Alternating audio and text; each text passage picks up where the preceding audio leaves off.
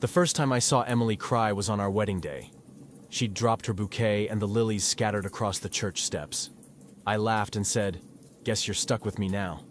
And she wiped her eyes, smudging mascara down her cheeks. 12 years later, I'd give anything to hear that laugh again, to unsee the text that unstitched our life. It was a Tuesday.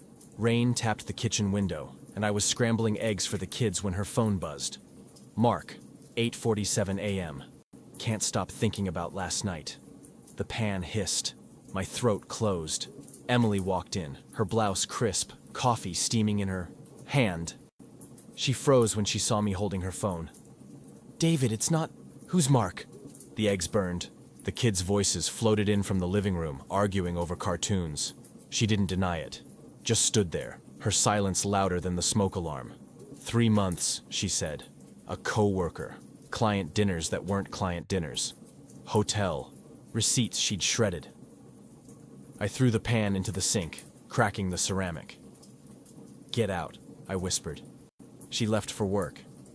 I called in sick, scrubbed the kitchen until my hands bled, and pretended to the kids that Mommy was just busy.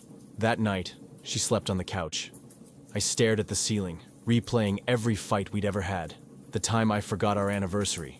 The way she'd started staying late at the office after our second child was born. "I'm drowning," she'd said once. I'd hugged her, promised to help more. But did I, or did I just exist?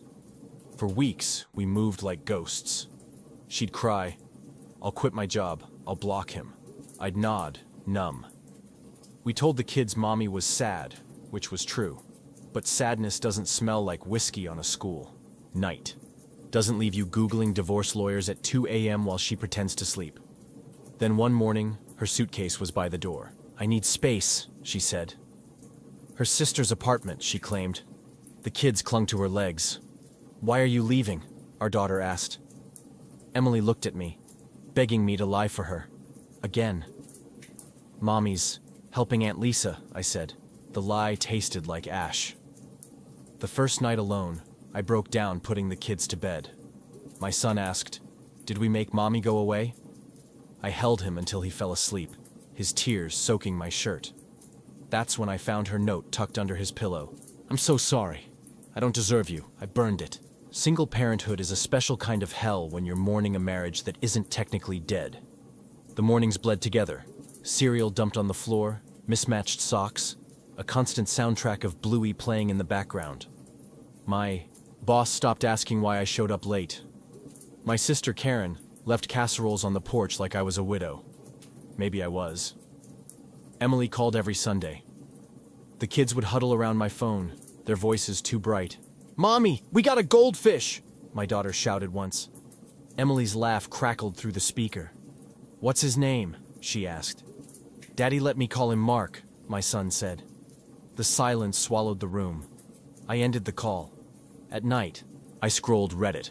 RR Surviving Infidelity became my Bible. User throwaway. No Hope wrote, "She'll come back when the affair fog lifts. Don't take her."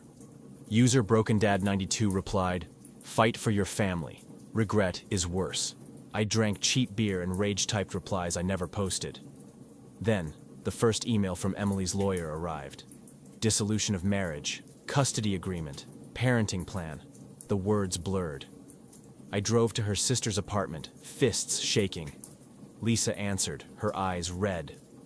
"She's not here," she said. "Try the Marriott on 5th. I didn't go. Instead, I took the kids to the park. My daughter climbed a tree, her dress snagging on a branch. "Daddy, fix it!" she demanded. I snapped. "Fix it yourself!" Her tears felt like a punch.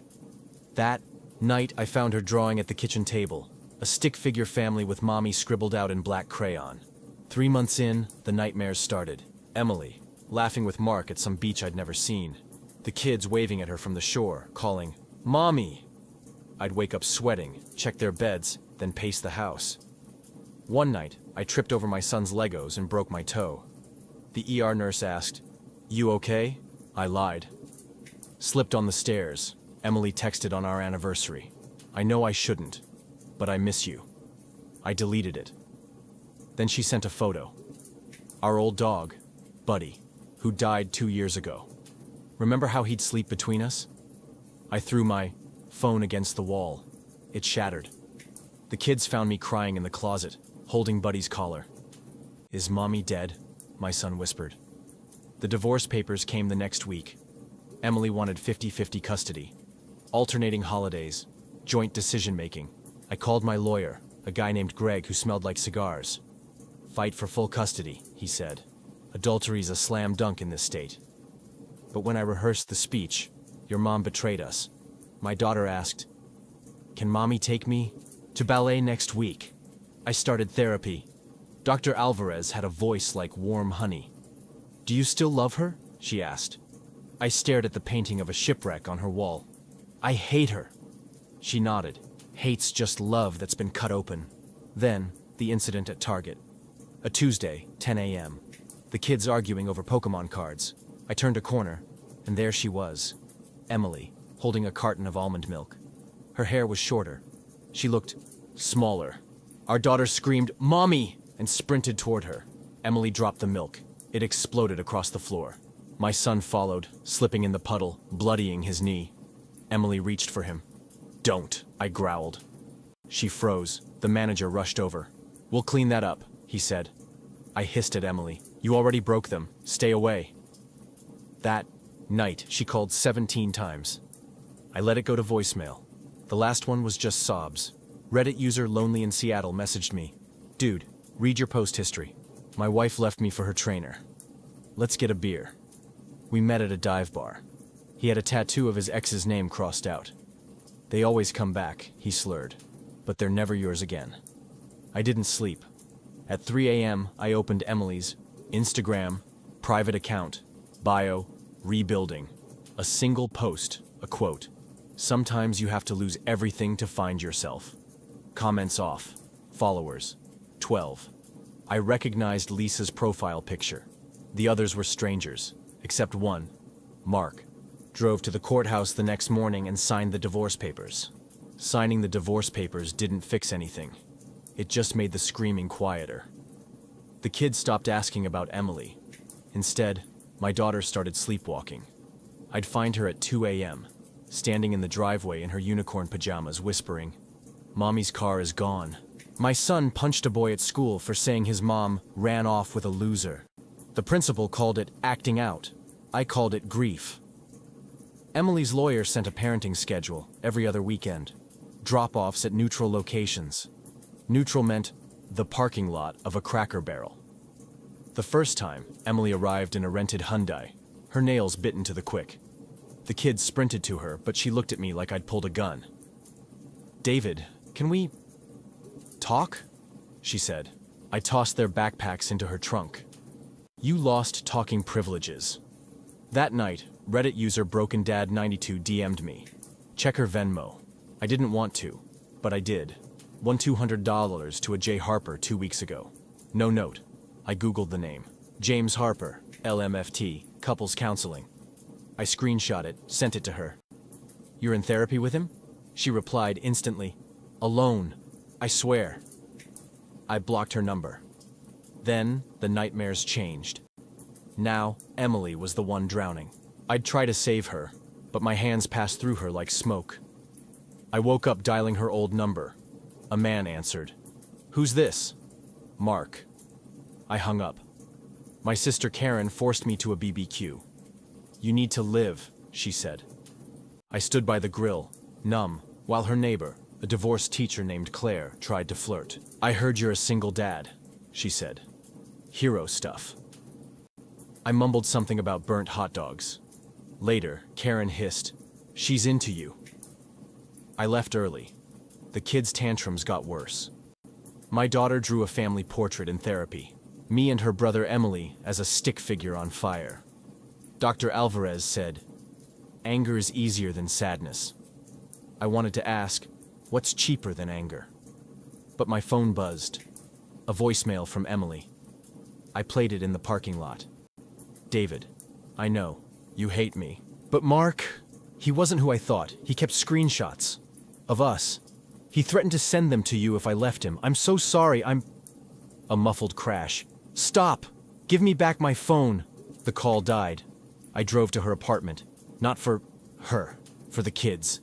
But when she opened the door, hair matted, lips split, I shoved past her.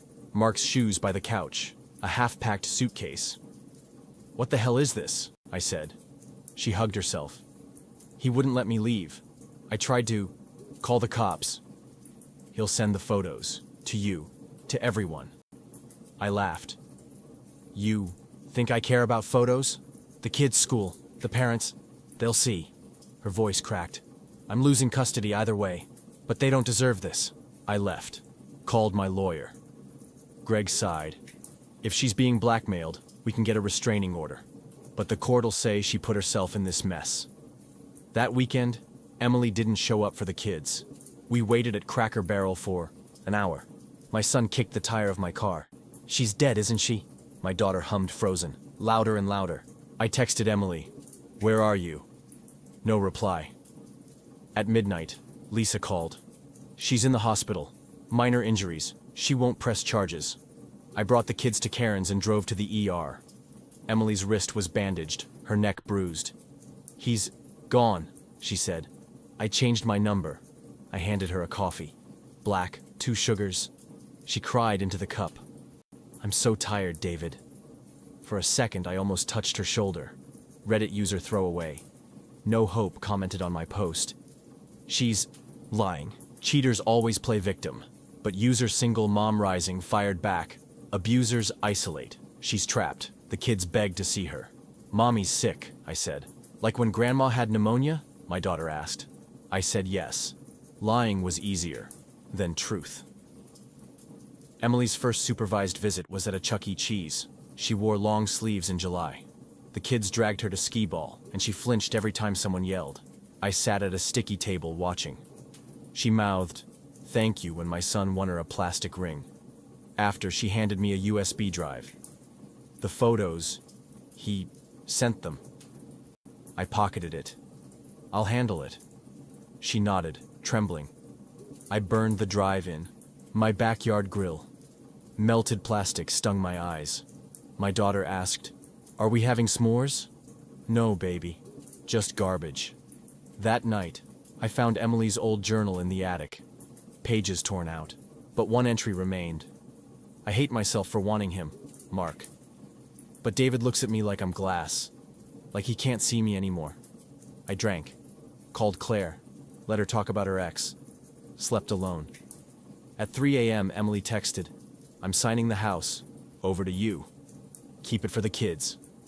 I replied, "Why?" "Because you're a good dad, and I wasn't a good mom." Rain slapped the window. I typed, "You can be again," but deleted it. The photos leaked on a Thursday. By Friday morning, the PTA group chat was a wildfire. "Did you see? Who sends that stuff to a school email? Keep your kids away from that family." My phone buzzed non-stop. Karen forwarded me a screenshot. A grainy, censored image of Emily, half-dressed, her face blurred but her tattoo visible. The one of our daughter's birth date on her wrist. The caption, "Sluts get what they deserve." Emily showed up at my door, shaking. "I'll take full custody if you want," she said. "Tell them I'm unfit. Tell them anything." The kids were at school, oblivious. I wanted to scream. Instead, I said, "Get in." She sat at our kitchen table, the same one where we'd eaten pancakes every Sunday. Now it held court papers and unopened bills. "Mark sent them to the district," she whispered. "The school board's emergency meeting is tonight. They'll call CPS." I laughed. It came out jagged. "CPS? Because your ex-boyfriend's a revenge porn psycho? Because I'm a liability." She pulled her sleeves down, hiding the bandages. "David, I'll disappear. Move states. Just let me say goodbye to them." I thought about the kids. My daughter's teacher had pulled me aside that morning. Some of the older girls found the photos. They're calling her names. My son's best friend's mom texted, "We think it's best if the boys take a break." "You don't get to run," I said. "You stay. You fix this." She flinched. "How?" "Sue him. Press charges. Stand in front of the school board and tell them you're a victim. They won't believe me. They will if you stop acting guilty." The doorbell rang. A woman in a pantsuit stood there holding a clipboard. "Mr. Carter, I'm with Child Protective Services. We need to interview the children." The CPS agent's name was Mara. She wore a sunflower pin and asked my daughter, "Does mommy ever make you feel unsafe?" My girl twisted her tutu. "Mommy cries a lot, but she gives good hugs." My son wasn't as gentle. "She left," he told Mara.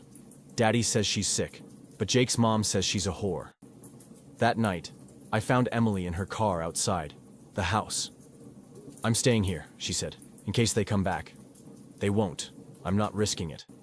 She had a blanket, a bag of pretzels, like a fugitive. Reddit user LegalEagle777 DM'd me. "Sue the district for FERPA violations." The email was sent to staff, so it's illegal to share. I forwarded it to Greg. He said, "We can try." But the damage was done. At the grocery store, a mom from the soccer team accidentally dropped a bottle of wine near me. Oops, just like your wife dropped her dignity. My daughter asked, "What's dignity?" Emily's court-mandated parenting classes started. She sent me certificates like they were love notes. Completed, co-parenting through trauma. I stuffed them in the glove box. Then, the custody evaluator came. Dr. Ruiz. She asked me, "Do you believe Emily poses a danger to the children?" "No," I said. "But the world does." She interviewed Emily separately. Afterward, Emily sat in her car for an hour, staring at the steering wheel. Mark escalated. Fake social media accounts. Emily the whore posted screenshots of her Venmo payments to the therapist, who pays $200 to cry about cheating. Reddit ate it up. User TruthWarrior22 commented, "She's gaslighting you. Run." But then, a twist, an anonymous account, and not your victim, leaked Mark's arrest record. Domestic violence. Restraining orders. 2 exes came forward. The tide shifted. The PTA mom switched from burn the witch to poor thing. Emily didn't celebrate. "They still hate me," she said. "They're just bored." She was right. At the school fundraiser, the dads joked about needing a spouse inspector. One slapped my back. "You're a saint, man." I broke his nose. The cops let me off with a warning. The kids cried all night. "Why did you hurt Mr. Phil?" my son asked. "Because sometimes adults are stupid," I said. Emily texted, "I heard what happened. Thank you." I didn't reply. Then, the voicemail. Left at 1 a.m. Emily's voice, slurred. "David, I took pills. Not enough to die. Just enough to stop. But I saw the kids' faces. I couldn't. I'm at the hospital. Again. Don't tell them." I drove there, fury burning my throat. She was hooked to an IV. Pale. "Was it a cry for help?" I demanded. "A cry for sleep," she said. I sat beside her. The machines beeped. "Remember when Lily was born?" she whispered. "You held her first. You cried." "Don't. I'm trying to come back, but I don't know where back is." The nurse kicked me out at dawn. The next day, my daughter found the photos. She'd borrowed a friend's iPad. Googled her own name. The images popped up. She thought it was a prank. "Why is mommy like that?" she asked. I shut down. Called Dr. Alvarez. What do I say? The truth. Simplified. So I said, "Mommy made mistakes. A bad man shared private pictures to hurt her. It's not her fault. Is it mine? God, no." That night, Emily showed up with a suitcase. "Let me stay, just for a week. I'll sleep on the floor." The kids begged. I caved. She cooked spaghetti, her hands trembling. My son said, "Mommy's home!" like it was Christmas. But at 3 a.m., I found her scrubbing the bathroom tiles raw. "They'll never be clean enough," she muttered. I pulled her up. "Stop." She collapsed into me. "I don't know how to fix this." For the first time in a year, I held her. Reddit user BrokenDad92 would have called me a fool. But the kids slept through the night. Emily stayed. For 3 days, we pretended. Pancakes on Sunday, movie nights. The kids laughed louder, like they were making up for lost time. But on the 4th morning, the custody evaluator's report arrived. Risk of parental alienation. Concerns about instability. Recommendations. Supervised visitation only. Emily read it at the kitchen counter, her coffee going cold. "They're right," she said. "I should go." "No," I snapped. "You don't get to quit twice." She flinched. The kids watched from the hallway, clutching stuffed animals. That afternoon, the school called. My daughter had stabbed a classmate with a pencil. "Over this," the principal said, sliding a printed meme across his desk. Like mother. Like daughter. A photoshopped image of my girl in a mock bikini, Emily's face superimposed. I took her home. She screamed, "I'm not a slut!" and locked herself in the bathroom. Emily pounded on the door. "Baby, please, go away! You ruined everything!" Emily left, not to her apartment. She drove to Mark's, Reddit user Not Your Victim, the anonymous account that leaked Mark's past, DM'd me. "Check his Instagram live right now." I hesitated, but there she was, Emily, on Mark's doorstep, begging. "Delete the photos, I'll do anything." Mark's voice, off camera. "You should have thought of that before you dumped me, CNT." The livestream chat exploded. "Fake. This is gold. Someone call the cops." I grabbed my keys. Karen stopped me. "You go there. You'll lose the kids forever." Went anyway. Mark's apartment smelled like weed and stale pizza. He answered the door, shirtless, smirking. "Look who's here, Captain Save-A-Ho." Emily sat on the couch, her face blank. A bottle of vodka half empty. "Kids need her, I," said. Mark laughed. "She needs me." "Right, Em." She didn't look up. I threw the first punch. Mark's nose cracked. He tackled me, his hands around my throat. Emily screamed. Then, a gunshot. The bullet went through the ceiling. Mark froze. Emily held his pistol, her hand steady. "Let him go." Mark backed off, laughing. "You're both insane." I grabbed Emily's arm. "Drop it." She did. In the car, she shook. He made me hold it, for the live stream. He thought it'd be funny. The video went viral. Our public freakout titled it, "Cheater versus Simp. Who's more pathetic?" The police came. Mark pressed charges. Assault. I spent the night in a cell. Greg bailed me out. "You're lucky the gun was illegal. Mark's getting deported." "What?" ICE flagged him. "Old warrant," Emily cried when I told her. "So it's over?" "For him, not for us." The kids didn't understand. "Is Daddy a criminal?" my son asked Emily. "No," she said. "He's just lost." We attended court-ordered family therapy. The therapist made us play a game. 2 truths and a lie. Emily. "I regret the affair. I love my kids. I want David back." Me. "I hate her. I miss her. I'll never forgive her." The kids stared at their shoes. Later, my daughter asked, "Is Mommy your lie?" I didn't answer. Emily moved into the guest room. She started gardening, her hands buried in soil. "New beginnings," she said. But the roses died. Reddit user TruthWarrior22 doxed her. Our address leaked. Eggs splattered the front door. Whore spray-painted on the garage. The cops said, "It's just kids." At midnight, Emily scrubbed the graffiti. I joined her. We didn't speak. Then, the letter. Found in my daughter's backpack, addressed to the bad man who stole Mommy. "Dear Mark, I hate you. You made my mom cry. My dad cries too. I hope you die. P.S. I'm glad you're getting deported." Emily held the paper to her chest. "She's 8 years old." "She's a fighter," I said. "Like you." We stood in the driveway, the stars too bright. "I'm sorry," she said. "I know." "Do you?" A car sped by, blasting music. I didn't answer. The final blow came via email. My daughter's expulsion. Violence. Emotional distress. The meme had spread statewide. The school's lawyer suggested homeschooling. Emily packed a bag. "I'll take her. They'll blame me, not you." Running again. Saving her. I blocked the door. We save her together. Or we drown together. She stayed.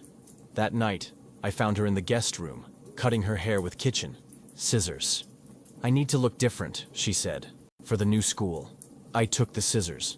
"Let me," she cried as I trimmed. Clumps of blonde hair on the floor. I don't recognize myself, she whispered. Me either. Reddit user BrokenDad92 commented, "You're a glutton for punishment." But user Single Mom Rising replied, "Love is a war. You're still fighting." The chapter ends with a knock, a social worker, new allegations. Emily opens the door. The social worker's new allegation was a lie. A big one. Mara, the sunflower pin CPS agent, stood stiffly in our living room. "We've received a report that Emily endangered the children by exposing them to explicit materials during her supervised visits." Emily choked out a laugh. "You think I'd show them those photos?" "No," Mara said. "The report claims you streamed adult content on your laptop during a visit." I froze. Last Tuesday, Emily had let the kids watch Moana on her laptop. The Disney Plus homepage had ads for mature shows, Euphoria, The Idol. Someone had screenshot it, sent it to CPS anonymously. "This is harassment," I said. "It's protocol," Mara replied. The next 48 hours were a blur. Temporary removal orders. The kids packed into Karen's minivan, sobbing. My daughter screamed, "I want to stay with mommy," until her voice broke. Emily collapsed on the porch, clawing at her arms like she could tear her skin off. Reddit user Not Your Victim DM'd me. "It's Mark's ex. She runs a mommy blog. Here's the IP address." I forwarded it to Greg. He sighed. "Even if we prove it, the kids aren't coming home this week." Emily disappeared. Not a text, not a note. Her phone went straight to voicemail. I tore apart her guest room. Hidden under the mattress, pregnancy tests, all negative, all from the past month. She was trying. The custody trial date loomed. Greg warned me. "They'll paint Emily as unstable. You need to decide, fight with her or against her." I drank, called Claire, let her kiss me, stopped her when she unbuttoned my shirt. Emily returned at 3 a.m., reeking of bleach. "I deep-cleaned Mark's old apartment," she said. "Found this." A thumb drive taped under the sink. It held videos. Older videos. Mark with other women. One looked underage. Emily's hands shook. "His deportation won't save these girls, but this will." I handed it to the police. They didn't care about custody, just the underage girl. "You'll need to testify," the detective said. Emily agreed. "Whatever it takes." But testifying meant details. Dates. Locations. Like the hotel where she'd met Mark. The trial was a slaughterhouse. The state's lawyer grilled Emily. "You claim to be a victim, yet you chose to cheat. You chose to endanger your children. By associating with a predator," Emily whispered. "Yes, the judge ordered a psych eval. 72 hours inpatient." The kids stayed with Karen. I visited them nightly. My daughter drew a picture. Emily in a jail cell. Me handing her a key. "When you free her, will she be nice again?" The psych ward was all fluorescent lights and screaming. Emily wore paper slippers. "They think I'm suicidal," she said. "Are you?" "Only when I'm awake." She handed me a folded drawing. Our kids, stick figures under a rainbow. "Give this to Lily." I tucked it into my wallet. The Reddit thread exploded. "Aryar Am I the Devil" posted, "Aite for reporting my cheating esil to CPS." Karen's neighbor, it turned out. The comments were a bloodbath. YTA for hurting kids, NTA for exposing a hoe. I printed them all. Highlighted the worst ones. Left them on the neighbor's porch with a note. "Hope your moral high ground keeps you warm." The breaking point came in the hospital chapel. Emily's therapist, Dr. Ruiz, found me praying to a God I didn't believe in. "She's been diagnosed with PTSD. From Mark. From you." "Me? Your anger. Your distance. She feels annihilated." I kicked a pew. "She annihilated us, and you're letting her burn alone." That night, I dreamt of Vermont, where we'd honeymooned. Emily, pregnant with Lily, wading into a lake. "It's freezing," she'd laughed. Now, in the dream, the lake was on fire. The verdict came down: termination of parental rights, supervised visits only, pending psychiatric compliance. Emily didn't cry, just asked the judge, "Can I hug them goodbye?" The bailiff said, "No." At Karen's, the kids built a pillow fort. Is mommy gone forever? My son asked. No, I lied. Emily showed up that night, her wrists bandaged again. I'm checking into rehab, voluntarily. Tell the kids I'm fixing myself. They need you here. I'm broken here. She left in a Uber, no suitcase, just a purse. I found her journal in the guest room, a fresh entry. If I stay, I'll destroy them. If I leave, I'll destroy myself.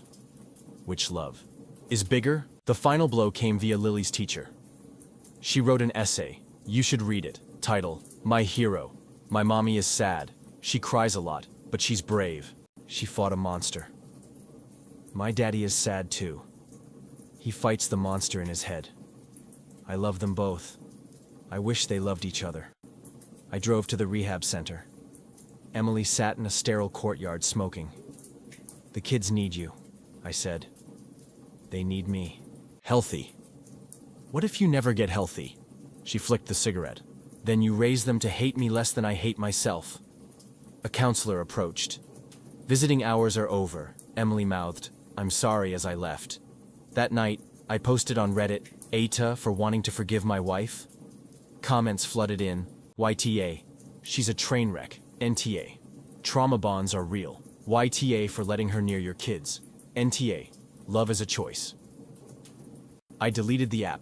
The chapter ends with a call from Greg. New evidence. The CPS report was falsified. The kids can come home. I don't tell Emily, not yet. The kids came home on a Thursday. Emily didn't. I told them mommy was getting help. A phrase as hollow as the house felt without her. Lily taped her hero essay to the fridge. My son stopped speaking altogether. Then, the call from rehab. Emily's voice, steadier. They're discharging me. Can I see them? I said yes. She arrived with a teddy bear for each kid. They hugged her like she'd returned from war. Maybe she had. That night, over burnt lasagna, Lily asked, "Are you and mommy married again?" Emily looked at me. I looked at my plate. "It's complicated," she said. Reddit found out. User TruthWarrior22 posted, "Update, cheating wife back. In the house. Simp dad still weak." Comments dissected our life like a frog in a lab. Our relationship advice voted, 92% say leave her. I shut the laptop. Emily found me on the porch. You read it? Enough. She sat beside me. The swing creaked. I'd tell me to leave too. Why? Because I'm poison.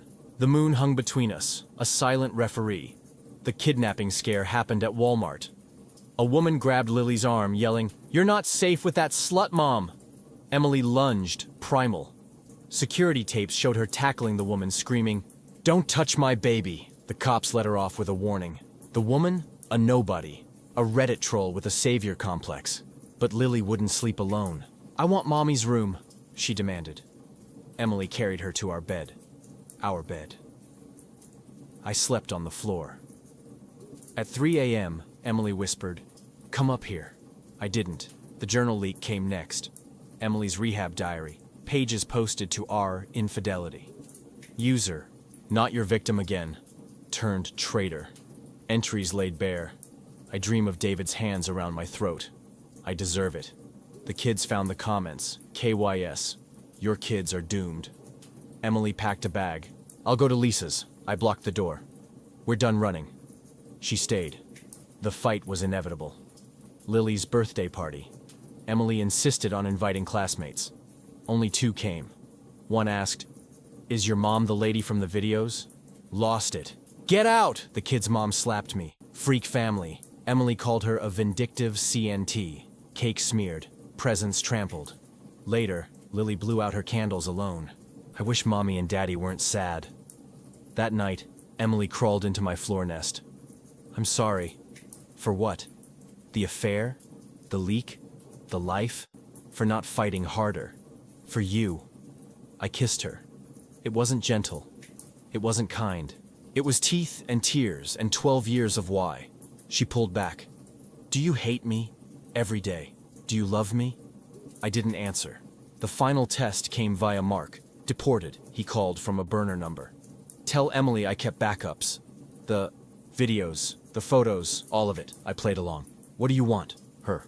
On a plane. Or the kids see everything. I hung up. Called the FBI.